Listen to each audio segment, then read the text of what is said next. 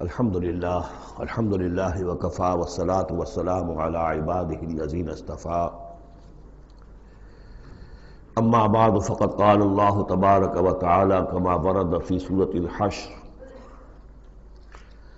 اعوذ باللہ من الشیطان الرجیم بسم اللہ الرحمن الرحیم ألم تر إلى الذين نافقوا يقولون لإخوانهم الذين كفروا من أهل الكتاب لئن أخرجتم لنخرجن معكم ولا نطيع فيكم أحدا أبدا وإن قوتلتم لننصرنكم والله يشهد إنهم لكاذبون صدق الله العظيم۔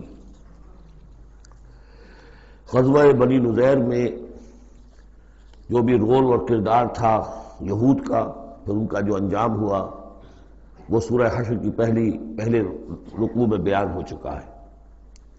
ساتھ ہی یہ کہ ایک بہت اہم حکم جو ہے شریعت کا اموال فے کے بارے میں، وہ بھی پہلے رکوع میں ہم پڑھ چکے ہیں۔ اب اس موقع پر منافقین کا جو کردار سامنے آیا تھا دوسرے رکوع میں، اس کے بارے میں گفتگو ہو رہی ہے۔ الم تر الی الذین نافقوا، کیا تم نے دیکھا نہیں ان لوگوں کو کہ جو منافق ہیں، جن کے دلوں میں نفاق نے ڈیرے جما لیے ہیں۔ یقولون لاخوانہم الذین کفروا من اہل الکتاب، وہ کہتے رہے اپنے ان بھائیوں سے جو اہل کتاب میں سے جنہوں نے کفر کیا تھا، ان کے بھائی تھے، دوست تھے، ان کے تعلقات تھے جو اہل کتاب میں سے تھے، وہ کفر پر اڑے رہے۔ ان سے انہوں نے کہا تھا یہ لئن اخرجتم لنخرجن معکم، دیکھو اگر تمہیں کبھی مدینے سے نکالا گیا ہم تمہارے ساتھ نکلیں گے۔ وہ دوستیاں جو ان کے درمیان حلیفانہ روابط تھے، اگر تمہیں کہیں نکالا جائے گا تو ہم بھی نکلیں گے۔ وَلَا نُطِيعُ فِيكُمْ أَحَدًا أَبَدًا، اور تمہارے معاملے میں کبھی بھی ہم کسی بھی شخص کی اطاعت نہیں کریں گے۔ یعنی ٹھیک ہے، ہم ایمان تو لے آئے ہیں، مسلمانوں میں شامل ہو گئے ہیں، اور ہم محمد کا حکم مانتے بھی ہیں بعض معاملات کے اندر، لیکن یہ ہے کہ تمہارے ساتھ ہماری دوستی جو ہے وہ پختہ ہے، تمہارے ساتھ ہمارے حلیفانہ تعلقات ہیں وہ بہت قدیمی ہیں، اور ہمارا تمہارے معاملے میں جو ہے ہمارا طرز عمل تبدیل نہیں ہوگا، اور اگر کوئی اقدام محمد نے صلی اللہ علیہ وسلم تمہارے خلاف کرنے کا فیصلہ کیا تو ہم اس میں ان کا ساتھ نہیں دیں گے۔ لَنَخْرُجَنَّ مَعَكُمْ وَلَا نُطِيعُ فِيكُمْ أَحَدًا أَبَدًا وَإِن قُوتِلْتُمْ لَنَنصُرَنَّكُمْ، اور اگر تمہارے ساتھ جنگ کی گئی تو ہم لازماً تمہاری مدد کریں گے۔ واللہ یشہد انہم لکاذبون، اور اللہ گواہی دیتا ہے کہ وہ جھوٹ بول رہے تھے۔ لئن اخرجوا لا یخرجون معہم، اگر وہ نکالے جائیں گے وہ ان کے ساتھ نہیں نکلیں گے۔ ولئن قوتلوا لا ینصرونہم، اور اگر ان سے جنگ کی جائے گی تو وہ ان کی مدد نہیں کریں گے۔ ولئن نصروہم لیولن الادبار، اور اگر کہیں ان کی مدد کر بیٹھیں گے تو فوراً بھاگیں گے، پیچھے دکھا دیں گے۔ ثم لا ینصرون، اور پھر ان کی کہیں سے مدد نہیں ہو سکے گی۔ یعنی اگر ان میں جمع مردی ہوتی تو یہ سچے مسلمان ہی کیوں نہ بن گئے ہوتے؟ ایمان لائے تھے، اگر ہمت ہوتی ان میں، کوئی قوت ارادی ان کی صحیح ہوتی، کوئی غیرت اور حمیت ہوتی، کوئی اپنی ہی ذات کی عزت کا کوئی خیال ہوتا، تو یہ ہرچے بادہ باد پھر ایمان لانے کے بعد ان کا طرز عمل جو ہے کیوں نہ وہی ہو جاتا کہ جو اہل ایمان کا تھا۔ بودے ہیں، بودے ہونے کی وجہ سے تو نفاق پیدا ہوا ان میں۔ اب اگر یہ کہتے ہیں کہ ہم تمہاری مدد کریں گے اور لازماً لڑ جائیں گے، ہر ایک سے لڑ جائیں گے، تو یہ سب جھوٹ ہے۔ اول تو یہ کہ اگر یہ نکالے گئے تو وہ ان کے ساتھ نہیں نکلیں گے، ان سے جنگ کی گئی تو ان کا ساتھ نہیں دیں گے، اور اگر کوئی اکا دکا ان میں سے ایسا نکل بھی آیا سر پھرا کہ جو اپنے اس وعدے کو پورا کرنے کے لیے ان کے ساتھ شامل ہو کر جنگ کرے گا، تو پھر یہ کہ جھٹ وہ بھاگ جائے گا، میدان چھوڑ جائے گا، اور یہ کہ پیٹھ دکھا دے گا۔ لَأَنْتُمْ أَشَدُّ رَهْبَةً فِي صُدُورِهِم مِّنَ اللَّهِ، مسلمانوں یقیناً تمہارا ڈر ان کے دلوں میں کہیں زیادہ ہے بنسبت اللہ کے ڈر کے۔ یہ اللہ سے اتنا نہیں ڈرتے جتنے کہ تم سے ڈرتے ہیں۔ ذَلِكَ بِأَنَّهُمْ قَوْمٌ لَا يَفْقَهُونَ، اور یہ اس لیے ہے کہ انہیں اصل سمجھ حاصل نہیں۔ اصل سمجھ حاصل ہو تو ایمان حاصل ہو جائے، علم حقیقی حاصل ہو جائے، پھر آدمی جان لے کہ اصل زندگی تو آخرت کی زندگی ہے، دنیا کی زندگی تو کھیل کود اور تماشا ہے، اس کے سوا کچھ نہیں۔ لا یقاتلونکم جمیعا، یہ کبھی بھی جنگ نہیں کریں گے تمہارے خلاف مل کر، الا فی قری محصنۃ، مگر یہ کہ کہیں ایسی بستیوں میں کہ جن کو پوری طرح فورٹیفائیڈ ہو، جن کی کہ فصیلیں کھڑی ہوں، مضبوط ہوں، ان کے اندر سے ہو کر جنگ کریں گے۔ او من ورائے جدر، یا دیواروں کے پیچھے سے۔ باسہم بینہم شدید، ان کے آپس کے جھگڑے جو ہے وہ بہت سخت ہے۔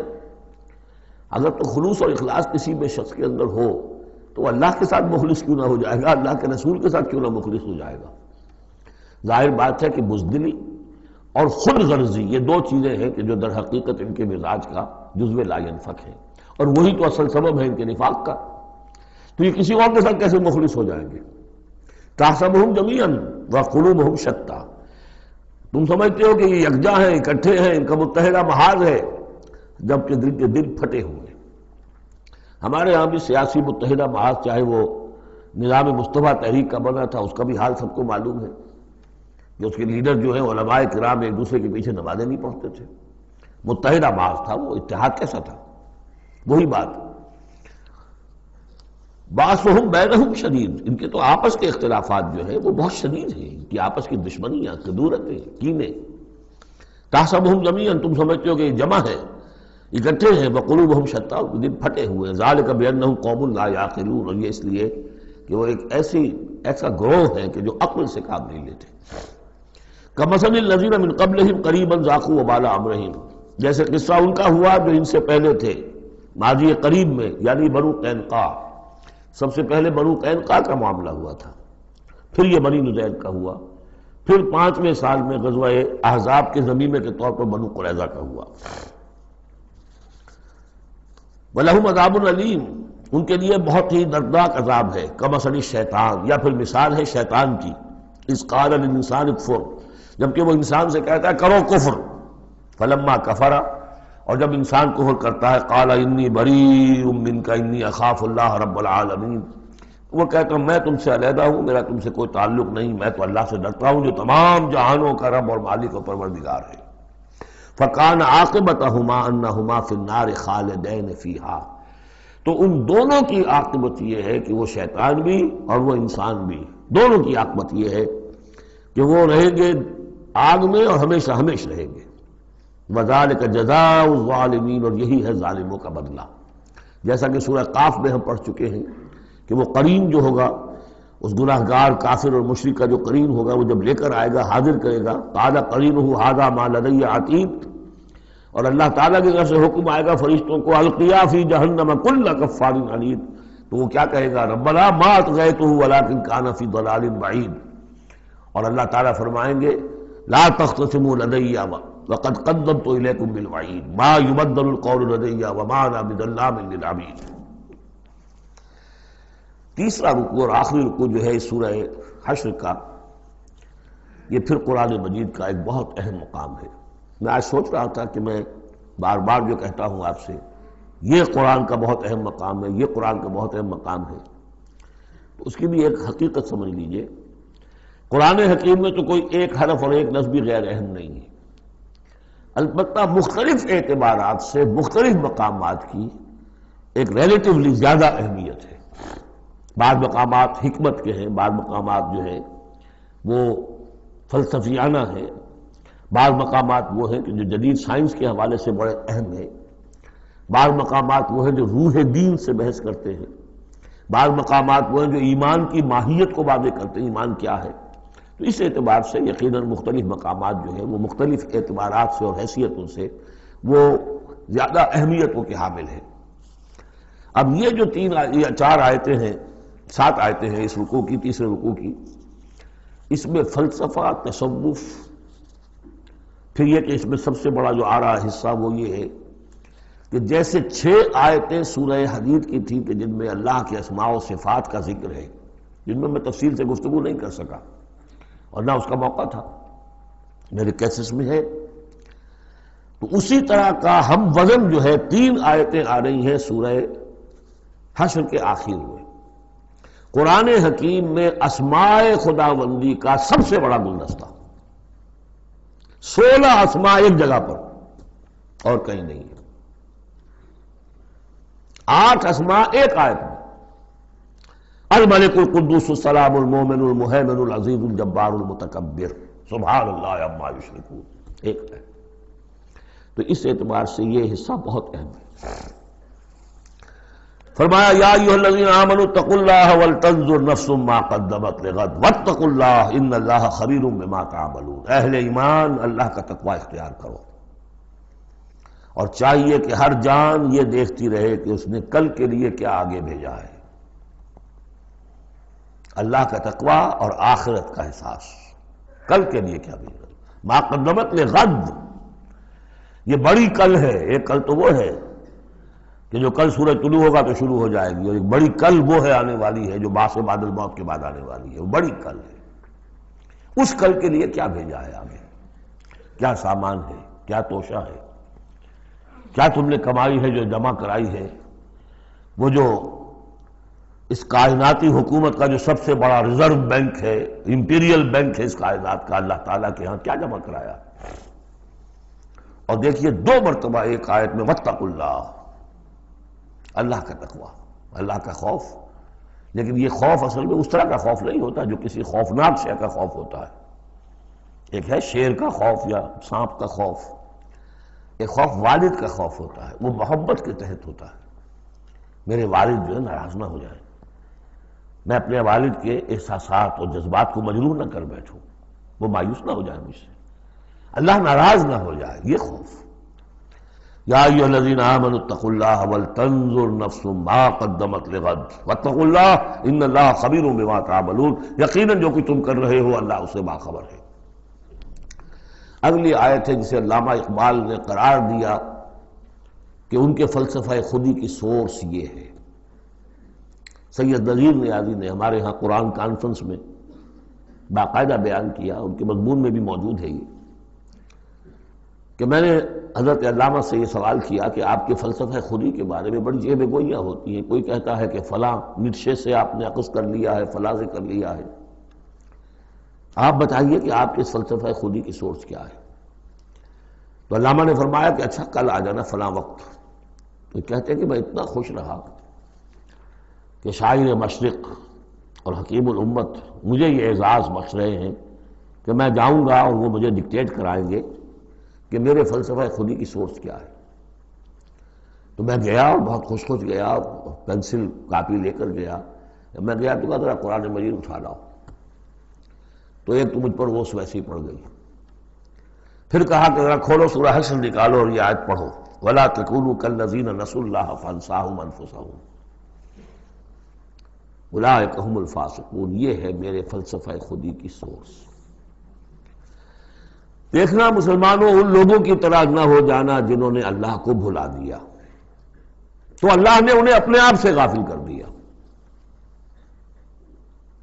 فَأَنسَاهُمْ أَنفُسَهُمْ، اس کے کیا معنی؟ کیا کوئی خدا سے غافل جو اپنے آپ کو بھول جاتا ہے؟ اپنے پیٹ کا خیال نہیں رہتا اس کو؟ اپنے جسم میں کوئی پھوڑا نکل آئے تو علاج نہیں کراتا؟ کس چیز سے غافل ہے؟ وہ اپنے جسم سے غافل نہیں، وہ اپنے حیوانی وجود سے غافل نہیں، اس کے تقاضوں سے غافل نہیں، اس کی اپ کیپ، اس کی مینٹیننس، اس کی ویئر اینڈ ٹیئر کو درست کرتے رہنا، کسی چیز سے غافل نہیں۔ معلوم ہوا کہ اس حیوانی وجود کے علاوہ کوئی حیثیت ہے انسان کی، اصل حقیقت جس کو انسان بھول جاتا۔ اور یہ ہم پڑھ چکے ہیں، سورہ مجادلہ کے اندر بھی الفاظ آئے تھے کہ شیطان نے انہیں اللہ کو بھلا دیا۔ فَأَنسَاهُمْ ذِكْرَ اللَّهِ اسْتَحْوَذَ عَلَيْهِمُ الشَّيْطَانُ فَأَنسَاهُمْ ذِكْرَ اللَّهِ، شیطان نے ان پر قابو پا لیا ہے اور انہیں بھلا دیا ہے، اللہ کے ذکر سے غافل کر دیا ہے۔ تو جو لوگ اللہ کو بھلا دیتے ہیں وہ اپنے آپ سے، اپنی اصل حقیقت سے غافل ہو جاتے ہیں۔ وہ اپنے آپ کو کیا سمجھتے ہیں؟ حیوان۔ اور آج کا ہماری جو تہذیب کا جو مرکزی نقطہ ہے آج کا گلوبل سویلائزیشن کا، کہ انسان نرا حیوان ہے، اور اس میں سب سے بڑا پارٹ پلے کیا ہے ڈاروین کے نظریہ ارتقاء نے۔ حیوان جیسے اور حیوان ہے ویسا حیوان انسان ہے، اتنا ہی فرق ہے نا جتنا گھوڑا اور گدھا۔ گدھا ذرا کوس قسم کا ہے، ذرا گھٹیا رف قسم کا جانور ہے، اور ذرا گھوڑا فائن ہے، ریفائنڈ ہے، تمکنت والا۔ باقی بنیادی فرق کیا ہے گدھے میں اور گھوڑے میں؟ اسی طرح گوریلا اور شمپینزی اور انسان، کیا فرق ہے؟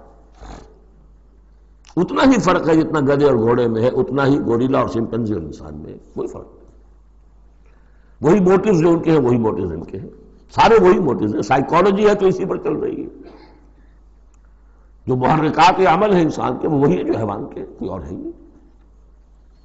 یہ ہے اصل میں اس دور کا المیہ، اللہ کو بھول جانا اور اپنی اصل حقیقت یعنی روح۔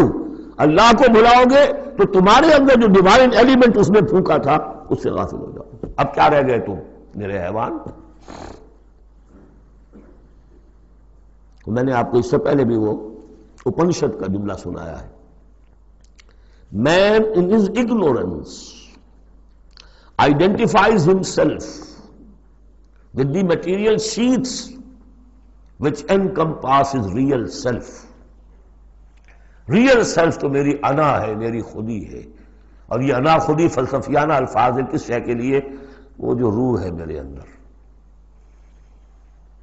ہے، نور تجلی بھی اسی خاک میں پنہاں، غافل تو نرا صاحب ادراک نہیں ہے۔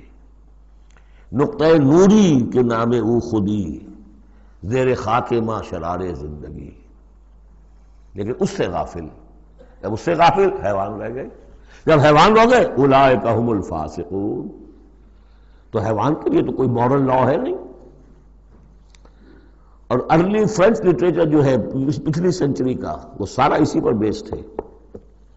وہ ساری دلیل یہاں سے لاتے ہیں کہ انسانوں نے اپنے اوپر قیدیں لگانی ہے، بیوی بیٹی ماں میں فرق کرنا، حیوانات میں کوئی فرق کرتا ہے؟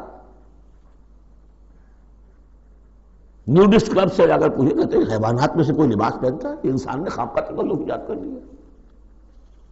ان کے لیے سورس ہے وہی حیوانوں کی زندگی، انہی سے سبق حاصل کرو۔ یہ ہے انسان کے اندر صرف حیوان نہیں ہے، جیسے کہ شیخ سعدی نے کہا تھا آدمی زیادہ طرفہ معجون است از فرشتہ سرشتہ وز حیوان۔ یہ جو انسان ہے آدم زاد، یہ ایک معجون مرکب ہے، اس میں فرشتہ بھی، سرشتہ کہتے ہیں گوندنے کو، آٹے کو پانی کو ملا کر گوندتے ہیں آپ، یکجان کرتے ہیں، تو از فرشتہ سرشتہ وز حیوان، اس میں ایک فرشتہ بھی ہے ایک حیوان بھی ہے، دونوں گدے ہوئے۔ فرشتہ ہے روح، عالم امر کی شے، اور وہ نور سے پیدا کیا۔ روح بھی روح عالم امر کی شے، یسألونک عن الروح قل الروح من امر ربی، یہ بھی نور سے پیدا کی گئی، نقطۂ نوری یہی ہے۔ تو وَلَا تَكُونُوا كَالَّذِينَ نَسُوا اللَّهَ فَأَنسَاهُمْ أَنفُسَهُمْ أُولَٰئِكَ هُمُ الْفَاسِقُونَ لا يستوی اصحاب النار واصحاب الجنہ، دیکھو برابر نہیں ہو سکتے آگ والے اور جنت والے، اصحاب الجنت هم الفائزون، یقیناً جنت والے ہی کامیاب ہوں گے۔ اللہم ربنا اجعلنا منہم، اللہم ادخلنا الجنت مع الابرار، اللہم اجرنا من النار، یا مجیر یا مجیر یا مجیر۔ اس کے بعد آیت آئی ہے قرآن مجید میں عظمت قرآن کے بیان میں عظیم ترین آیت، لو انزلنا هذا القرآن على جبل لرأيته خاشعا متصدعا من خشیۃ اللہ، اگر ہم اس قرآن کو اتار دیتے کسی پہاڑ پر تو تم دیکھتے کہ وہ دب جاتا، متصدعا پھٹ جاتا، من خشیۃ اللہ، اللہ کے خوف سے۔ میں نے جو شروع میں تعارف قرآن پر جو گفتگو کی تھی اس میں اس کا حوالہ دیا تھا عظمت قرآن کے لیے۔ قرآن ایز سچ، قرآن فی نفسہ ہی اس کی عظمت کیا ہے؟ ایک ہے قرآن کی افادیت کیا ہے، دو چیزیں جدا ہیں۔ ایک فی نفسہ ہی وہ کیا ہے، اس کی عظمت کیا ہے، ایک یہ کہ اس کا فائدہ کیا ہے، افادیت کیا ہے۔ افادیت پر بہت سی ہم آیت پڑھ چکے، لیکن خاص طور پر دو آیتیں سورہ یونس کی، یا ایھا الناس قد جاءتکم موعظۃ من ربکم وشفاء لما فی الصدور وہدی ورحمۃ للمؤمنین قل بفضل اللہ وبرحمتہ فبذلک فلیفرحوا ھو خیر مما یجمعون۔ لیکن قرآن فی نفسہ ہی، اگر ہم اسے اتار دیتے کسی پہاڑ پر تو تم دیکھتے کہ وہ دب جاتا، پھٹ جاتا۔ اور اس کے لیے میں تشریح کر چکا ہوں، سورہ اعراف میں جو معاملہ ہوا تھا کہ حضرت موسیٰ علیہ السلام نے فرمایا، عرض کیا تھا اللہ سے رب ارنی انظر الیک، اور اللہ نے فرمایا کہ تم مجھے نہیں دیکھ سکتے، لن ترانی ولکن انظر الی الجبل فإن استقر مکانہ فسوف ترانی، ذرا اس پہاڑ کو دیکھو، ہم اپنی تجلی اس پر ڈالیں گے، اگر وہ سہار جائے، کھڑا رہ جائے اپنی جگہ پر، برداشت کر جائے، تو تم بھی سمجھنا کہ ہاں ہمیں دیکھ سکو گے۔ فلما تجلی ربہ للجبل، جب اس کے رب نے ایک اپنا پرتو، ایک جلوہ، ایک تجلی کیا ہے؟ روشنی، ایک نور، اس نور کا جو اللہ نے تعالی نے وہ پرتو ڈالا اس پہاڑ پر، جعلہ دکا وخر موسیٰ صعقا، وہ ریزہ ریزہ ہو گیا، اور تجلی باری تعالیٰ، ذات باری تعالیٰ کی تجلی کے بالواسطہ مشاہدے کا اثر ہوا ہے کہ حضرت موسیٰ بے ہوش ہو کر گر گئے۔ اب نوٹ کیجئے، یہ بالکل وہی بات ہے جو تمثیل کی شکل میں آ رہی ہے۔ فرق کیا ہے؟ وہ تجلی ذات تھی باری تعالیٰ کی، یہ تجلی صفات ہے۔ کلام اللہ، اللہ کا کلام ہے، کلام متکلم کی صفت ہوتا ہے، اس کی بھی تاثیر وہی ہے جو ذات باری تعالیٰ کی تاثیر ہے۔ اس کو علامہ اقبال نے ادا کیا ہے، فاش گویم آنچ در دل مضمرست، میں صاف ہی کھول کے بیان کر دوں جو میرے دل میں مضمر ہے، چھپی ہوئی بات ہے۔ این کتابیں نیست چیزیں دیگر است، یہ قرآن کتاب نہ سمجھو اسے، کتاب نہیں کچھ اور ہے۔ کیا ہے؟ مثل حق پنہاں ہم پیداست، آج ہم نے وہ آیت بھی پڑھ لی، الظاہر والباطن، اللہ ظاہر بھی ہے الباطن بھی ہے، تو ذات باری تعالیٰ جیسے الظاہر بھی ہے الباطن بھی ہے، اسی طرح مثل حق پنہاں وہ ہم پیداست، یہ چھپا ہوا بھی ہے اور ظاہر بھی ہے، سامنے بھی ہے۔ اس لیے میں بیان کر چکا ہوں وہاں سورہ واقعہ میں، لا یمسہ الا المطہرون، جب تک کہ اندر پاک نہ ہو چکا ہو قرآن کی حقیقی معرفت اور معانی تک انسان پہنچ نہیں سکتا، چھلکوں تک رہے گا، ہڈی ہوگی اس کے ہاتھ میں، گودا نہیں ہوگا اس کے پاس۔ ماذ قرآن مغزہ برداشتے استخاں پیش سگاں انداختے، مغز تک نہیں پہنچ سکتا۔ وہ ہے اصل میں قرآن مجید کا معاملہ کہ تجلی صفات باری تعالی، صفت ہے کلام کی، اور کلام میں آپ کو معلوم ہے متکلم کی پوری شخصیت جو ہے منعکس ہو جاتی ہے۔ کوئی شخص ہے، کوئی بھٹیارن ہے، کوئی اور ہے، بڑبونجا ہے، اب ان کی اپنی زبان ہے، ان کا ایک جملہ آپ سنیں گے پتہ چل جائے گا یہ کون بول رہا ہے، یہ کون بول رہی ہے، اس لیے کہ پوری شخصیت، ان کا ذہن و فکر کا حدود اربع، ان کی تہذیب و تمدن کے ساتھ کس درجے ان کا کوئی تعلق ہے یا نہیں ہے، سب واضح ہو جائے گا، تانت بازی راگ پایا۔ تو اللہ کا کلام ہے یہ، لو انزلنا هذا القرآن على جبل لرأيته خاشعا متصدعا من خشية الله وتلك الامثال نضربها للناس لعلهم يتفكرون، اور یہ مثالیں ہیں جو ہم لوگوں کے لیے بیان کرتے ہیں تاکہ وہ فکر کریں، غور کریں، سوچیں۔ اب یہاں سے وہ 3 آیتیں شروع ہو رہی ہیں، وہاں 6 تھیں۔ صفات اور اسماء ہمارے ہاں جو ایمان کے لیے جو یاد کیے ہوں گے آپ نے، اگر اللہ تعالیٰ نے بچپن میں یہ موقع آپ کو دیا ہو، تو ایمان مجمل، ایمان مفصل۔ ایمان مجمل کے الفاظ کیا ہے؟ آمنت باللہ و ملائکتہ، آمنت باللہ کما ہوا باسمائہ و صفاتہ وقبلت جمیع احکامہ۔ تو اسماء اور صفات، صفات باری تعالیٰ کے موضوع پر سورہ حدید کی پہلی 6 آیات، یہ قرآن مجید کا ذروہ سلام ہے، چوٹی، سلام چوٹی، ذروہ کہتے ہیں اونٹ کے کوہان کو، کوہان کی بھی اونچی جو سب سے نمایاں شے ہوتی ہے۔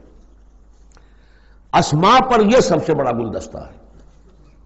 اور ایک خاص بات جو میں نے وہاں نوٹ نہیں کرائی تھی آپ کو، سورہ حدید میں واحد مقام ہے قرآن مجید کا جہاں اسماء باری تعالیٰ کے مابین حرف عطف واو آیا ہے، هو الاول والآخر والظاہر والباطن، اور کہیں نہیں ہے۔ 4 اسماء آئے ہیں سورہ جمعہ کے شروع میں، یسبح للہ ما فی السماوات و ما فی الارض الملک القدوس العزیز الحکیم، کوئی حرف واو نہیں۔ اور 8 اسماء آئیں گے یہاں پر، الملک القدوس السلام المومن المہیمن العزیز الجبار المتکبر، کوئی حرف واو نہیں۔ وہو العزیز الحکیم، یہ نہیں هو العزیز والحکیم نہیں۔ اس کی وجہ کیا ہے؟ اللہ تعالیٰ کے تمام اسماء، اللہ کی تمام صفات اس کی ذات میں بیک وقت موجود ہیں۔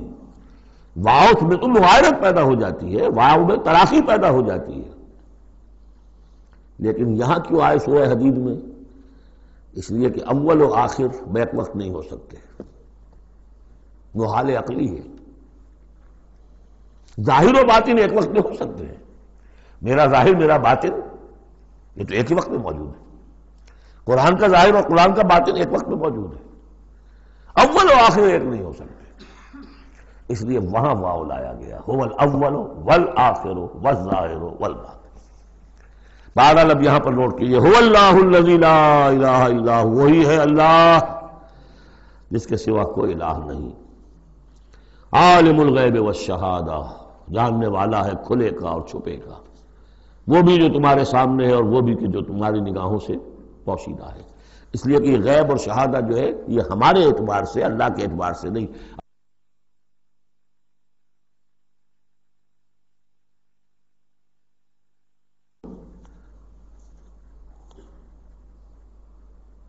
وہی ہے اللہ کے جس کے سوا کوئی الہ نہیں، هو اللہ الذی لا الہ الا هو عالم الغیب والشہادہ، یہ بھی ایک نام کی حیثیت سے شمار ہوتا ہے، جو اسماء 99 گنے جاتے ہیں، عالم الغیب والشہادہ یہ ایک نام ہے اللہ کا۔ اور میں عرض کر رہا تھا کہ اللہ کے لیے سب شہادہ ہی شہادہ، غیب ہے ہی نہیں، اس نکتے کو یہاں سمجھ لیجئے، اس لیے کہ یہ سورہ جن میں آئے گا پھر دوبارہ، اور بہت اہم طریقے پر آئے گا۔ جب قرآن میں غیب اور شہادہ کا لفظ آتا ہے وہ ہمارے اعتبار سے، کہ ہمارے لیے ایک چیز وہ ہے کہ جو ہمارے حواس خمسہ کی گرفت کے دائرے کے اندر آ جاتی ہے، چاہے وہ ٹیلیسکوپ سے آئی ہے اور چاہے وہ مائکروسکوپ سے آئی ہے، لیکن دیکھنے والی شے ہماری آنکھ ہے۔ غیب وہ ہے جو ہم سے چھپا لیا گیا، جنت ہے، دوزخ ہے، آخرت ہے، فرشتے ہیں، خود سب سے بڑی ذات باری تعالیٰ ہے، لیکن اللہ ہر شے کا جاننے والا۔ هو الرحمن الرحیم، وہ رحمان ہے اور رحیم ہے، اس پر سورہ فاتحہ پڑھتے ہوئے میں نے وضاحت کی تھی۔ هو اللہ الذی لا الہ الا هو، وہی ہے اللہ جس کے سوا کوئی الہ نہیں، الملک بادشاہ حقیقی، القدوس پاک، السلام سلامتی اور سالم، ہر اعتبار سے سالم، کوئی اس کو گلن پہنچانے والا نہیں ہے، ہر عیبوں سے پاک، المومن امن دینے والا، امان دینے والا، المہیمن پناہ میں لینے والا، العزیز زبردست، مطلق العنان جس کی اتھارٹی ایبسلیوٹ ہے، الجبار دباؤ رکھنے والا، المتکبر عظمت والا، بڑائی والا۔ یہ 8 نام آئے ہیں، الملک، القدوس، السلام، المومن، المہیمن، العزیز، الجبار، المتکبر۔ سبحان اللہ عما یشرکون، اللہ پاک ہے ان تمام چیزوں سے جو یہ شرک کرتے ہیں۔ هو اللہ الخالق البارئ المصور، وہی ہے اللہ، اب 3 نام اور آگے، الخالق، الباری، المصور، ان میں خاص ربط ہے۔ خلق، اس میں سب سے پہلے اگر ہم اپنے اوپر قیاس کریں تو پہلے کوئی شے بنانے سے پہلے ذہن میں ایک نقشہ بنتا ہے، بڑھئی نے میز بنانی ہے، اس کے ذہن میں میز کا نقشہ پہلے بن چکا ہے، کرسی بنانی، کرسی کا نقشہ بن چکا ہے، یہ اس کی ذہنی تخلیق ہے۔ پھر وہ اسے ظاہر کرتا ہے عالم واقعہ میں، وہ لکڑی کی میز بنا کر اسے واقعہ نمایاں کر دیتا ہے، لے آتا ہے۔ پھر اس کی تصویر، فنیشنگ ٹچز، اس کو رنگ روغن، یہ تینوں مرحلے ایک ہی پروسیس کے ہیں۔ اللہ نے تخلیق فرمائی، پھر اس کو ظاہر کیا، عدم کے پردے سے نکال کر اور وجود کے پردے میں لے آیا، باری بڑا کہتے ظاہر کرنے والا، من قبل ان نبرأہا، اس سے پہلے کہ ہم اسے ظاہر کریں، ما اصاب من مصیبت فی الارض ولا فی انفسکم الا فی کتاب من قبل ان نبرأہا، سورہ حدید میں آیت پڑھ چکے ہو۔ وہی ہے الخالق، الباری، المصور، لہ الاسماء الحسنی، تمام اچھے نام اسی کے ہیں۔ یسبح لہ ما فی السماوات والارض، یہاں نوٹ کر لیجئے، یسبح لہ ما فی السماوات وما فی الارض نہیں ہے، یسبح لہ ما فی السماوات والارض۔ سورہ حدید کے شروع میں تھا سبح للہ ما فی السماوات والارض، سورہ حشر میں آیا سبح للہ ما فی السماوات وما فی الارض، یہاں یسبح للہ ما فی السماوات والارض، اور پھر دو مرتبہ آئے گا یسبح للہ ما فی السماوات وما فی الارض، سورہ جمعہ کے شروع میں بھی، سورہ تغابن کے شروع میں بھی۔ وَهُوَ الْعَزِيزُ الْحَكِيمُ۔ دیکھیے اس سورہ مبارکہ کی خاص خصوصیت یہ ہے، شروع بھی ہوئی تسبیح کے ساتھ، اختتام بھی تسبیح کے ساتھ، شروع میں بھی العزیز الحکیم، زبردست حکمت والا، آخر میں بھی العزیز الحکیم۔ سورۃ الممتحنہ، بسم اللہ الرحمن الرحیم۔ سورہ ممتحنہ کا جو زمانہ نزول ہے معین کر لیجئے، یہ ان دو رکوعوں کے ساتھ سمجھیے کہ جو سورہ توبہ میں ہم نے پڑھے، دوسرا اور تیسرا رکوع۔ فتح مکہ سے پہلے جو کچھ رد و قدا چل رہی تھی کہ نہیں کرنا چاہیے، کاہے کے لیے فوج کشی کر رہے ہیں، اور اس پر پھر جو اللہ تعالیٰ کی طرف سے جو تبصرہ آیا، منافقین تھے یا ضعفاء تھے، ان کے اعتراضات کے جواب دیے گئے، آخر مکے والے کتنے ہی برے صحیح، بہرحال وہ حرم کی خدمت کرتے ہیں، لہذا ان کا ایک نیکی کا مقام بھی ہے، وہ ساری دلیلیں ہم پڑھ چکے ہیں۔ سورہ توبہ رکوع 2 اور 3، یہ بھی 2 رکوع ہیں۔ اسی موقع پر ایک بہت مخلص مومن صحابی، ان سے ایک بہت بڑی غلطی ہو گئی۔ حضرت حاتب ابن ابی بلتع رضی اللہ تعالی عنہ، بدری ہیں، ان کے گھر والے، ان کا پورا کنبہ ابھی مکے میں تھا، اور ان کا کوئی وہاں پہ رشتہ دار ایسے نہیں تھے کہ جو ان کی حفاظت کر سکے۔ انہیں یہ اندیشہ ہوا کہ اگر واقعی اب جنگ ہو گئی اور اگر ہم جا رہے ہیں مکے پر چڑھائی کرنے کے لیے، تو پھر یہ ہے کہ مکے میں جو مشرکین ہیں، کفار ہیں، وہ میرے بچوں کو، میرے گھر والوں کو شدید نقصان پہنچا سکتے ہیں، لہٰذا میں ان کے ساتھ کوئی نیکی کروں تاکہ میرے اس احسان کو پیش نظر رکھ کر وہ میرے گھر والوں کا لحاظ کریں۔ انہوں نے ایک خط لکھا مکے والوں کے نام، اور اس میں گویا کہ وہ سیکریٹ جو ہے وہ لیک کر دیا کہ محمد اب تم پر چڑھائی کرنے والے ہیں صلی اللہ علیہ وسلم۔ یہ احسان دھرا۔ ایک عورت کو وہ خط دیا، اس عورت نے اس خط کو اپنی چٹیا میں باندھ لیا تاکہ تلاشی لی جائے، اور وہ عورت وہ خط لے کر روانہ ہو گئی۔ ادھر حضور کو اللہ تعالیٰ نے وحی سے مطلع کر دیا۔ حضور نے بھیجا حضرت علی اور ان کے ساتھ ایک اور صاحب کہ جاؤ فلاں جگہ اس وقت وہ عورت ہوگی، تم جا کے اس کو، وہاں ٹھہری ہوئی ہے راستے میں کسی منزل میں، اس کے پاس خط ہے، وہ لے کے آؤ۔ وہاں پہنچے، عورت موجود تھی، محمد رسول اللہ کی دی ہوئی خبر تو غلط نہیں ہو سکتی تھی۔ اس سے پوچھا، نہیں قتل نہیں۔ اس کی جو تلاشی لی تو کہیں نہیں نکلے۔ پھر حضرت علی نے دھمکی دی، دیکھو ہمیں ہمارے نبی نے بتایا ہے تمہارے پاس خط ہے، جھوٹا نہیں ہو سکتا وہ، یا تو تم سیدھی سیدھی خط مجھے نکال دو ورنہ میں تمہیں برہنہ کر کے تمہاری تلاشی لوں گا۔ آج کل آپ کو معلوم ہوگا نا کہ سعودی عرب میں ہیروئن کی سمگلنگ میں عورتیں اپنے پرائیویٹ پارٹس کے اندر بھی یہ سمگلنگ کرتی ہیں اس کے ذریعے سے۔ بہرحال یہ دھمکی سن کر وہ پھر اس نے کھول کے اپنی چٹیا اور نکال کے دے دی،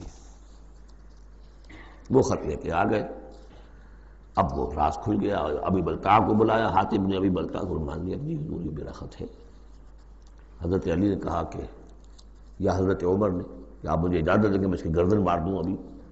آپ نے فرمایا نہیں، حاتب بدری ہے، اور بدریوں کے تمام اللہ تعالیٰ پچھلے اگلے گناہ معاف کر چکا ہے، تو اس کی وہ جو فضیلت ہے اس کی وجہ سے جو خطا ہو گئی اللہ معاف کرے گا۔ تو وہ ہے اصل میں کشاکش پس منظر میں جس میں کہ یہ صورت نازل ہو رہی ہے۔ یا ایھا الذین آمنوا لا تتخذوا عدوی وعدوکم اولیاء، اہل ایمان تم میرے اور اپنے دشمنوں کو اپنا دوست اور ولی نہ بناؤ۔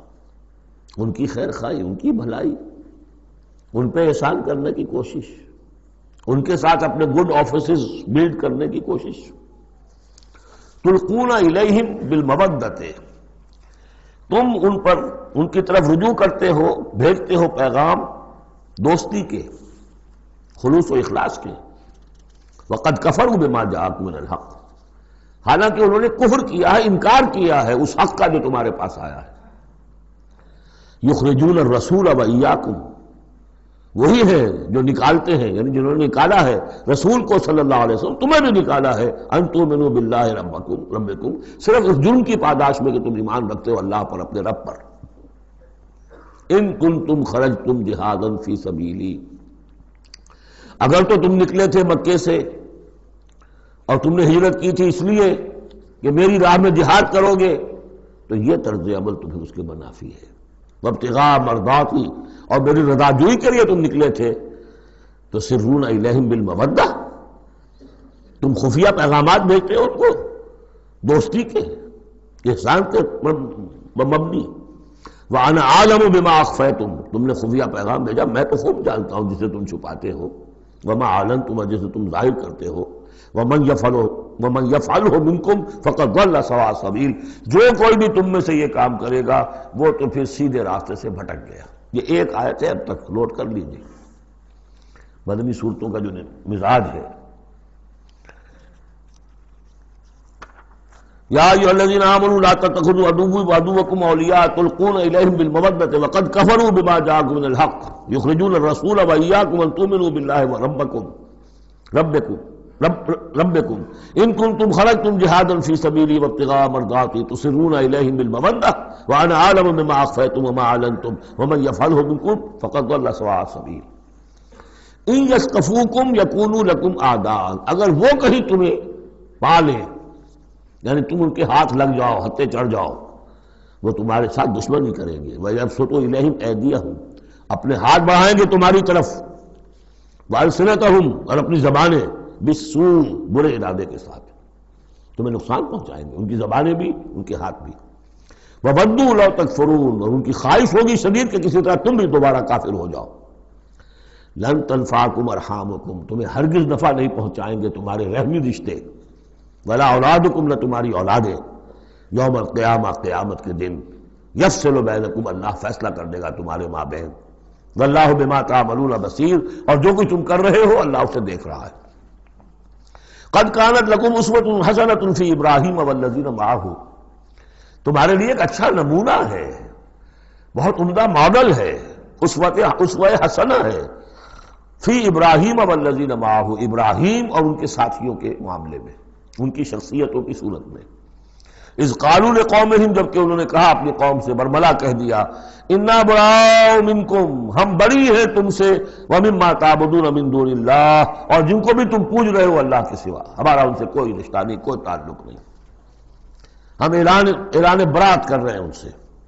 کفرنا بکم، ہم منکر ہوئے تم سے بھی، وبدا بیننا وبینکم العداوۃ والبغضاء ابدا، اور اب تمہارے اور ہمارے مابین عداوت اور بغض اور بیل شروع ہو چکا ہے، اب یہ ہمیشہ باقی رہے گا، حتیٰ تؤمنوا باللہ وحدہ، جب تک کہ تم ایمان نہ لاؤ اللہ پر توحید کے ساتھ، یعنی جب تک اس طرح ننگی تلوار نہ بن جائے ایک مومن۔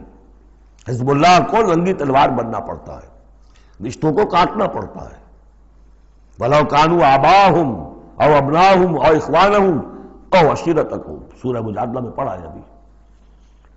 تو یہ حضرت ابراہیم علیہ السلام کا معاملہ، الا قول ابراہیم لأبیہ لأستغفرن لک، سوائے اس کے کہ ابراہیم نے ایک وعدہ کیا تھا اپنے باپ سے کہ میں آپ کے لیے ضرور استغفار کروں گا۔ یہ سورہ مریم میں ہم پڑھا ہے، جب اس نے کہا تھا کہ تم نکل جاؤ، واہجرنی ملیہ، اراغب انت عن آلہتی یا ابراہیم لئن لم تنتہ لارجمنک واہجرنی ملیہ، حضرت ابراہیم نے کیا کہا تھا؟ سلام علیک ساستغفر لک ربی انہ کان بی حفیہ، میں آپ کے لیے ابا جان، میں اپنے اللہ سے دعا کروں گا، استغفار کروں گا۔ وما املک لک من اللہ من شیء، مجھے اختیار کوئی نہیں ہے آپ کے بارے میں اللہ کے ہاں، کچھ نہیں، آخری اختیار اللہ کا ہے۔ ربنا علیک توکلنا والیک انبنا والیک المصیر، پروردگار ہم نے تجھی پر توکل کیا اور الیک انبنا، اور تیری طرف رجوع کیا، والیک المصیر، اور تیری طرف لوٹ جانا ہے۔ ربنا لا تجعلنا فتنۃ للذین کفروا، پروردگار ہمیں اب کافروں کے لیے تختہ مشق اور تختہ امتحان نہ بنا دے کہ ہمارے اوپر وہ ظلم کرے، اور تو ان کو اوپر آزمائش جو انہیں آزما رہا ہے وہ اس شکل میں کہ ہم پر وہ ظلم کرے۔ جیسے اللہ تعالیٰ کفار مکہ کو آزما رہا تھا، لیکن تختہ ستم، تختہ مشقون صحابہ کرام بنے ہوئے تھے۔ وغفر لنا، اور ہمیں بخش دے، انک انت العزیز الحکیم، یقیناً تو ہی ہے سب کچھ زبردست اور حکمت والا۔ اب یہاں نوٹ کر لیجئے کہ سورہ توبہ میں آ چکا ہے کہ حضرت ابراہیم نے آخر میں آ کر تبرأ منہ، جب انہوں نے معلوم ہو گیا کہ میرا باپ تو دشمن ہے، اللہ کا دشمن ہے، تو برات کی۔ یہ آیتیں جو ہیں یہ سن 8 میں فتح مکہ سے قبل نازل ہو رہی ہیں۔ حاطب بن بلتع کا واقعہ ہے، ابھی مکے تک روانگی نہیں ہوئی ہے، اور وہ آیتیں جو ہیں وہ سن 9 میں نازل ہو رہی ہیں، اس کے بھی ذی قعدہ کے بھی بعد، جبکہ واپس آ گئے حضور صلی اللہ علیہ وسلم تبوک سے، لہذا وہ ہوگی محکم، اور یہ بات جو ہے اس کے پہلے یہ گویا کہ تابع رہے گی۔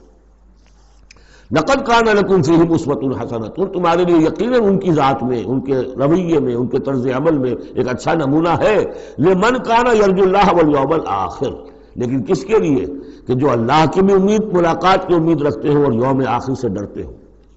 بالکل یہی الفاظ وہاں آئے تھے، لقد کان لکم فی رسول اللہ اسوۃ حسنۃ لمن کان یرجو اللہ والیوم الآخر وذکر اللہ کثیرا، یہ سورہ احزاب میں ہم پڑھ چکے ہیں۔ حضور کی شخصیت، آپ کی سیرت اسوہ کاملہ ہے، لیکن فائدہ کون اٹھائیں گے؟ فائدہ صرف وہی اٹھا سکیں گے کہ جو اللہ پر بھی ایمان رکھتے ہوں، آخرت پر بھی ایمان رکھتے ہوں، اور کثرت کے ساتھ اللہ کا ذکر کرتے ہوں۔ اسی طریقے سے یہاں لقد کان لکم فیہم اسوۃ حسنۃ لمن کان یرجو اللہ والیوم الآخر ومن یتولی فإن اللہ هو الغنی الحمید، اور جو منہ پھیر لے، پیٹھ موڑ لے، اللہ غنی ہے، حمید ہے، اللہ کو کسی کی پرواہ نہیں، کوئی احتیاج نہیں۔ اب آخری مسئلہ آ رہا ہے خاص طور پر بعض خواتین کا۔ ہوا یہ تھا کہ صلح حدیبیہ میں طے ہو گیا تھا، جو سن 6 میں ہوئی، کہ مکے سے اگر کوئی مسلمان بھاگ کر جائے گا مدینے تو آپ کو واپس کرنا ہوگا، اور مدینے سے اگر کوئی مسلمان مرتد ہو کر واپس آئے مکے تو ہم واپس نہیں کریں گے۔ یہ شرط تھی، اور شرط مان لی تھی حضور نے۔ اس کے بعد معاملہ پیش آ گیا چند خواتین کا۔ اب ظاہر بات ہے کہ اب خواتین جو ہے ان میں سے کوئی مدینے آ گئی، مطالبہ ہوا ان کا واپس کریں، جو مسلمان تھی ایمان لے آئی تھی۔ حضور نے فرمایا نہیں، وہ مردوں پر بحث تھی، ساری گفتگو جو ہوئی تھی وہ رجال سے متعلق تھی، نساء کی نہیں، لہذا ان کو واپس نہیں کیا جائے گا، اور نہیں کیا گیا۔ لیکن یہ کہ اب جو وہاں سے خواتین آ رہی ہیں، کہہ رہی ہیں کہ ہم تو صاحب ایمان ہیں، اس لیے ہم ہجرت کر کے مکے سے آ گئی ہیں یہاں۔ اندیشہ یہ تھا کہ ان میں کہیں جاسوس نہ آ رہے ہوں، مکے والے جو ہیں ان کے ذریعے سے کچھ اسکینڈلائز نہ کریں ہماری سوسائٹی کو، کچھ کہہ نہیں سکتے، لہذا ان کا معاملہ کیا کیا جائے۔ پھر یہ کہ ان کے شوہر تو وہاں ہیں، شادی تو وہاں ہوئی ہے ان کی، تو آیا یہ اب یہاں مسلمانوں کے لیے حلال ہے اس درجے میں کہ وہ ان سے نکاح کر سکیں، یا وہ رشتہ برقرار رہے گا؟ کافر جو ہے ان کی بیویاں یہ مسلمان ہو گئی، یہ آ گئی۔ تو یہ مسائل تھے خواتین کے کہ جن کو اس رکوع میں سورہ ممتحنہ کے اور آخر میں پھر خواتین کی بیعت کا تذکرہ ہے اس میں۔ اور یہ میں سمجھتا ہوں کہ اللہ تعالیٰ کی طرف سے کمپنسیشن ہوتی ہے، جیسا کہ میں نے بتایا تھا کہ باپ اور ماں میں فرق یہ رکھا گیا، قانونی طور پر باپ کا پلڑا بھاری ہے،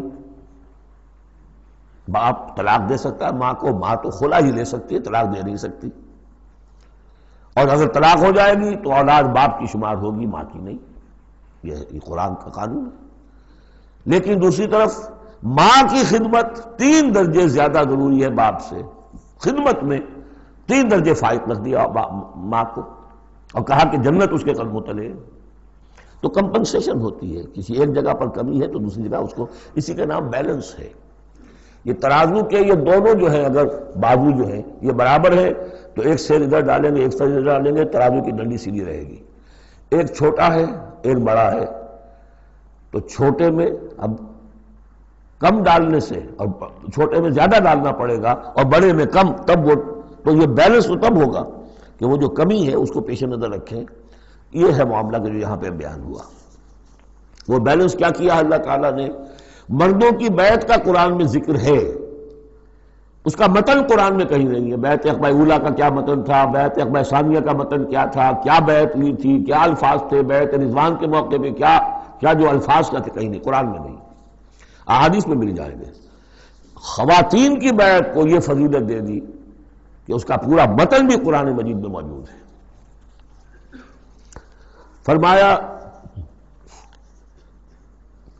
عسى اللہ ان یجعل بینکم و بین الذین، ابھی وہ مسئلہ ابھی چل رہا ہے، وہ خواتین کا مسئلہ بعد میں آئے گا۔ عسى اللہ ان یجعل بینکم و بین الذین عادیتم منہم مودہ، ہو سکتا ہے مسلمانوں کہ جو تمہارے اور جن کے مابین دشمنی پڑ گئی ہے، اللہ تعالیٰ تمہارے مابین پھر دوستی پیدا کر دے۔ کیسے پیدا کر دے؟ وہ ایمان لے آئے، فاخوانکم فی الدین، اور کوئی زیادہ دور تو نہیں تھا اب مرحلہ۔ فتح مکہ کے بعد سن 9 میں وہ آیات آئیں کہ 4 مہینے کی یہ مہلت ہے، اس میں ایمان نہیں لاؤ گے تو گردنیں اڑا دی جائیں گی، سب کے سب لوگ ایمان لے آئے، تو اب ہو گئے بھائی اخوانکم فی الدین۔ عسى اللہ ان یجعل بینکم و بین الذین عادیتم منہم مودۃ واللہ قدیر واللہ غفور رحیم، اللہ ہر شے پر قادر ہے اور غفور ہے اور رحیم ہے۔ لا ینہاکم اللہ عن الذین لم یقاتلوکم، اللہ تعالیٰ تمہیں ان لوگوں سے نہیں روکتا کہ جنہوں نے تم سے کبھی جنگ نہیں کی، فی الدین، دین کے معاملے میں، ولم یخرجوکم من دیارکم، اور نہ تمہیں نکالا تمہارے گھروں سے، ان تبروہم وتقسطوا الیہم، کہ تم ان کے ساتھ کوئی بھلائی کرو یا انصاف کا معاملہ کرو۔ یہاں بھی ولایت کا معاملہ نہیں ہے، کافر کو ولی نہیں بنایا جا سکتا، پشت پناہ، مددگار، حمایتی، قلبی محبت نہیں ہو سکتی، لیکن کوئی نیک سلوک کرنا، کوئی بھلائی کرنا، اس میں کوئی اعتراض نہیں، کافروں کے ساتھ کرو۔ جو غیر حربی ہے، جس کے ساتھ جنگ نہیں ہے، جس نے کبھی آپ کے خلاف آپ کے کسی دشمن کی مدد نہیں کی ہے، اس کا معاملہ مختلف رہے گا۔ ان اللہ یحب المقسطین، اللہ تعالیٰ انصاف کرنے والوں کو پسند کرتا ہے۔ انما ینہاکم اللہ عن الذین قاتلوکم فی الدین، تمہیں اللہ روک رہا ہے ان سے کہ جنہوں نے تم سے جنگ کی ہے دین کے معاملے میں، دین کی وجہ سے، واخرجوکم من دیارکم، نکالا ہے تمہیں تمہارے گھروں سے، وظاہروا علی اخراجکم، اور انہوں نے گٹھ جوڑ کیا ہے تمہارے نکالنے پر، ایک دوسرے کی مدد کی ہے، ان تولوہم، کہ تم ان کے ساتھ ولایت، باہمی ولایت، باہمی کا رشتہ قائم کرو، اس سے روکا ہے۔ ومن یتولہم، اور جو کوئی ان کے ساتھ دوستی کرے گا، فاولئک ھم الظالمون، تو وہی لوگ ہیں کہ جو ظالم ہیں۔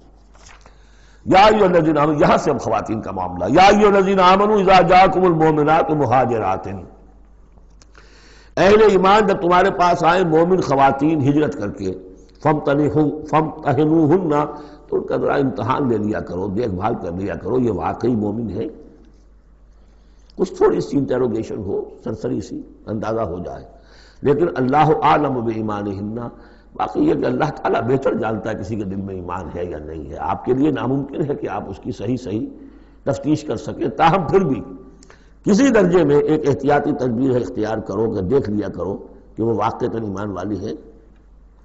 فَإِنْ عَلِمْتُمُوهُنَّ مُؤْمِنَاتٍ، پھر اگر تم دیکھو کہ وہ مومن ہے، واقعتاً مومن ہے، فَلَا تَرْجِعُوهُنَّ إِلَى الْكُفَّارِ، تو اب انہیں لوٹاؤ نہیں کفار کی طرف، لَا هُنَّ حِلٌّ لَهُمْ، نہ وہ اب ان کافروں کے لیے حلال رہی ہیں، وَلَا هُمْ يَحِلُّونَ لَهُنَّ، نہ وہ ان کے لیے حلال ہے۔ وَآتُوهُمْ مَا أَنفَقُوا، جو کچھ انہوں نے خرچ کیا تھا، مہر دیا تھا، وہ لوٹا دو، یہاں سے دے دو، بھجوا دو۔ فلاں کافر، اس کی بیوی مسلمان ہو گئی، یہاں آ گئی ہے، اب یہاں تعلق ازدواج ختم ہوا، جو مہر تم نے دیا تھا وہ واپس کر رہے ہیں۔ دیکھیے یہ ہے عدل و انصاف۔ جیسے کہ حضرت خالد بن ولید نے ایک موقع پر، جبکہ شام کے محاذ پر ذرا پیچھے ہٹنا پڑا، غالباً ابو عبیدہ کا معاملہ تھا رضی اللہ تعالی عنہما، تو ایک شہر جس سے کہ جزیہ لے لیا گیا تھا، پھر چونکہ وہاں سے پسپائی جو ہے ٹیکٹیکل موو کے طور پر وہاں سے پیچھے ہٹنا پڑا، تو وہ سارا جزیہ واپس کر دیا۔ ہم جا رہے ہیں، اب آپ لوگوں کی حفاظت کا ذمہ ہم نہیں لے سکتے، ذمہ کا مطلب ہے ہمیں آپ کی حفاظت کی ذمہ داری پوری کرنی تھی، نہیں کر سکتے، یہ رقم واپس۔ اور دھاڑے مار مار کر وہ روئے کہ یہ لوگ فرشتہ لوگ یہ جا رہے ہیں ہمیں چھوڑ کر۔ تو یہاں بھی کہا جا رہا ہے کہ وہ کافر ہیں، لیکن یہ کہ ان کے جو انہوں نے مہر وغیرہ دیا ہوا ہے مسلمان عورتوں کا، واپس کر لوٹا دو۔ وَلَا جُنَاحَ عَلَيْكُمْ أَن تَنكِحُوهُنَّ إِذَا آتَيْتُمُوهُنَّ أُجُورَهُنَّ، اور اے مسلمانوں تم پر کوئی حرج نہیں ہے، کوئی گناہ نہیں ہے کہ تم اب ان خواتین سے نکاح کر لو جبکہ تم انہیں ان کے مہر ادا کر دو۔ وَلَا تُمْسِكُوا بِعِصَمِ الْكَوَافِرِ، اور اگر تمہاری بیویاں وہاں ہیں، کوئی رہ گئی ہیں، ابھی کفر پہ ہیں، تو تم بھی ان کے ناموس کو اپنے قبضے میں نہ رکھو، یعنی انہیں طلاق دے دو، انہیں فارغ کر دو کہ ہمارا تم سے کوئی تعلق نہیں۔ وَاسْأَلُوا مَا أَنفَقْتُمْ، اور ان سے مانگ لو جو بھی تم نے ان کو دیا تھا مہر کے طور پر. جب ہمارے اور تمہارے درمیان وہ رشتہ ختم ہوا میرا مہر واپس کرو. وَلْيَسْأَلُوا مَا أَنفَقُوا، جو انہوں نے خرچ کیا تھا وہ مانگ لیں. جو یہاں مسلمان عورتیں آ گئی ہیں ان کا مہر لوٹا دیا جائے. ذالکم حکم اللہ یحکم بینکم، یہ اللہ کا حکم ہے اور اللہ تمہارے مابین فیصلہ کر رہا ہے. واللہ علیم الحکیم، اللہ سب کچھ جاننے والا ہے، کمال حکمت والا. وَإِنْ فَاتَكُمْ شَيْءٌ مِّنْ أَزْوَاجِكُمْ، اور اگر کوئی چیز جاتی رہے تمہارے ہاتھ سے تمہاری بیویوں کے معاملے میں، یعنی مسلمان مرد ہجرت کر کے آ گیا، بیوی اس کی وہاں پر ہے اور وہ کافرہ ہے، مشرکہ ہے، اور اس سے وہ کہتا ہے میرا مہر واپس کرو، وہ نہیں کرتی. وہ مہر واپس نہیں کر رہی، اسے یہاں پہ نکاح کرنے کے لیے مہر ادا کرنا پڑے گا، اس کے پاس پیسے نہیں. اس مسئلے کا حل بتایا. وَإِنْ فَاتَكُمْ شَيْءٌ مِّنْ أَزْوَاجِكُمْ، تمہارے کچھ لوگوں کی طرف سے اگر انہیں یہ نقصان پہنچ جائے کہ انہیں وہ مہر واپس نہ ملے، فَعَاقَبْتُمْ إِلَى الْكُفَّارِ، یہ کفار کے ہاں رہ گیا، وہ نہیں دے رہے تم مہر. فَعَاقَبْتُمْ، پھر اگر کہیں تمہارا ہاتھ پڑ جائے، کہیں کسی جگہ تمہیں فتح مل جائے، کہیں سے تمہیں مال غنیمت یا مال فے ہاتھ آ جائے، فَآتُوا الَّذِينَ ذَهَبَتْ أَزْوَاجُهُمْ، تو ان لوگوں کو کچھ دے دلا دو کہ جن کی بیویاں جاتی رہیں اس کفر اور اسلام کی وجہ سے، رشتہ جو کٹ گیا ہے، تاکہ اب وہ اپنی اس رقم سے جو انہیں دی جا رہی ہے وہ یہاں نکاح کر سکیں. اور جو خواتین وہاں سے آ رہی ہیں جن کا کہ حکم دے دیا گیا کہ یہاں سے ان کے مہر واپس کر دو، تو اب ان سے وہ نکاح کریں گے تو مہر دیں گے تو تب ہوگا. فَآتُوا الَّذِينَ ذَهَبَتْ أَزْوَاجُهُمْ مِثْلَ مَا أَنفَقُوا وَاتَّقُوا اللَّهَ الَّذِي أَنتُم بِهِ مُؤْمِنُونَ، اور اس اللہ کا تقوی اختیار کرو جس پر کہ تمہارا ایمان ہے. یا ایھا النبی، اے نبی صلی اللہ علیہ وسلم، اذا جاءک المؤمنات یبایعنک، جب آپ کے پاس آئیں مومن خواتین آپ سے بیعت کرتی ہوئی، الا لا یشرکن باللہ شیئا، پہلی شرط یہ ہے کہ وہ عہد کریں کہ وہ اللہ کے ساتھ کسی شے کو شریک نہیں کریں گی. ولا یسرقن، دوسری یہ کہ چوری نہیں کریں گی. ولا یزنین، کوئی بدکاری نہیں کریں گی. ولا یقتلن اولادہن، اپنی اولاد کو قتل نہیں کریں گی. ولا یاتین ببہتان یفترینہ بین ایدیہن وارجلہن، اور نہ ہی وہ کوئی ایسا طوفان باندھیں گی، کوئی بہتان لگائیں گی جو ان کے ہاتھوں اور پاؤں کے مابین سے ہو. سیکسول سکینڈلز، کوئی عورت جو تہمت لگا دے کسی کے اوپر اس نے میری آبرو ریزی کی ہے یا اس نے کسی اور اعتبار سے، تو یہ چیزیں بھی نہیں. اور یہ ہوتا رہا ہے، انبیاء تک کے ساتھ ہوا ہے. ولا یعصینک فی معروف، اور آخری بات یہ اس بیعت کے اندر کہ جو بھی آپ بھلی بات ان سے کہیں گے اس کے اندر آپ کی نافرمانی نہیں کریں گے. یہ ہیں آرٹیکلز آف بیعہ خواتین کے لیے. فبایعہن، تو اے نبی ان کی بیعت قبول کر لیجئے، انہیں بیعت کر لیجئے اپنے سے. واستغفر لہن اللہ، اور ان کے ساتھ ان کے لیے اللہ تعالیٰ سے استغفار کیجئے.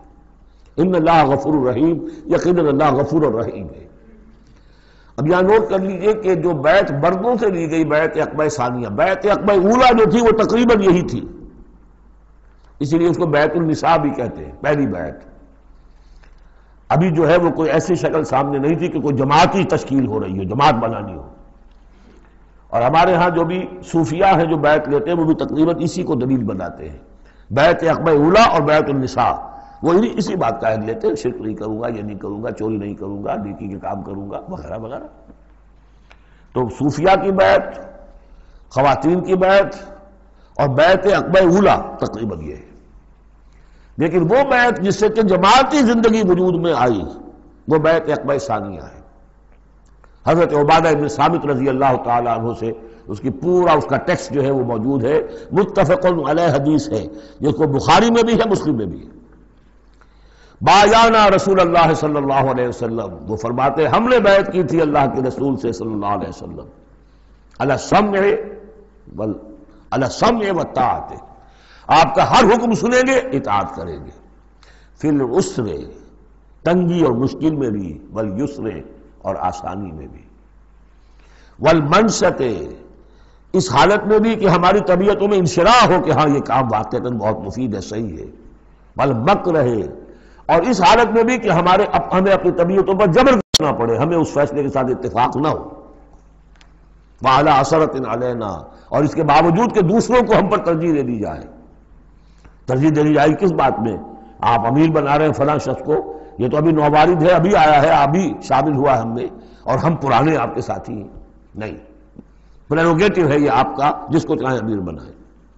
وَعَلَىٰ اللَّهِ نُنَازِعُ الْأَمْرَ أَهْلَهُ، جنہیں آپ ذمہ دار بنائیں گے ان سے ہم جھگڑیں گے نہیں، ان سے لڑیں گے نہیں، ان کی اطاعت کریں گے.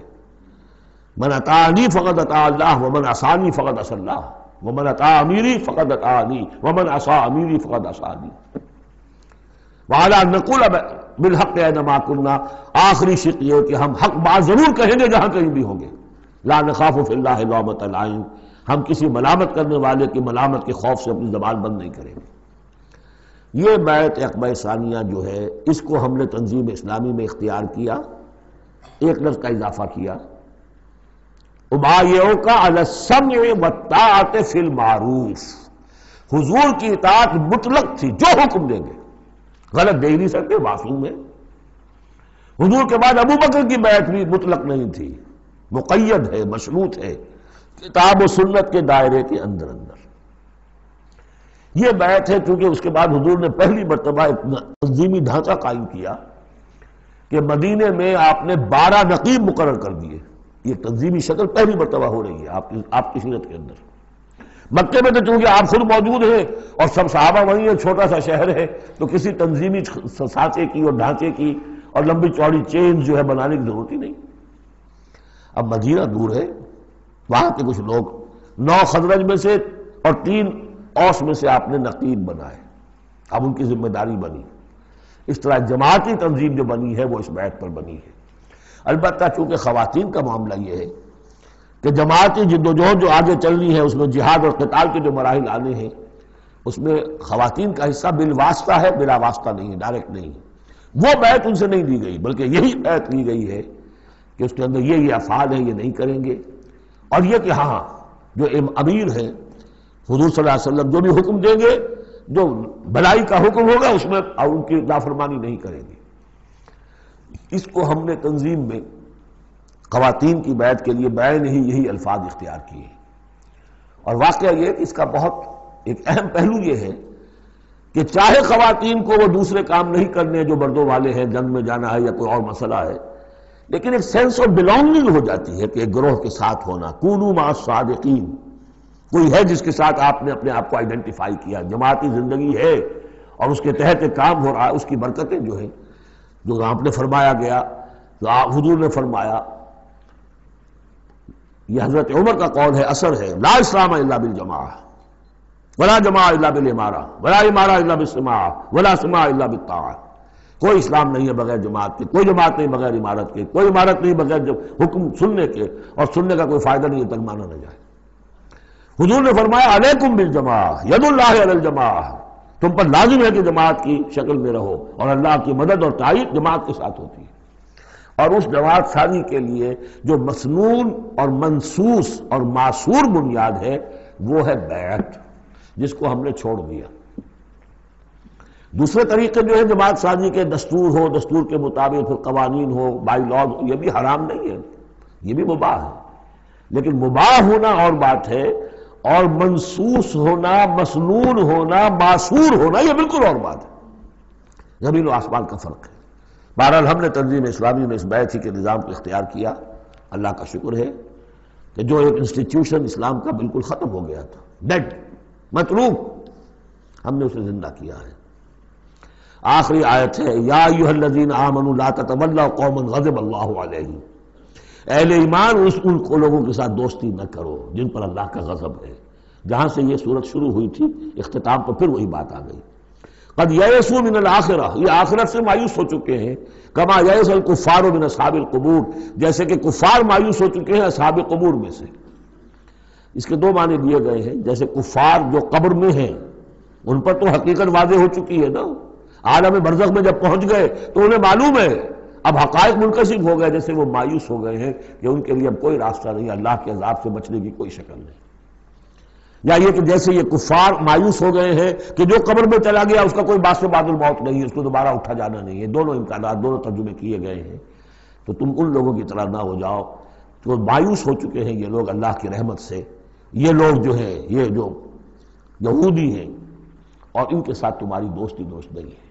بارک اللہ لی ولکم فی القرآن العظیم ونفعنی وإیاکم بالآیات وذکر الحکیم۔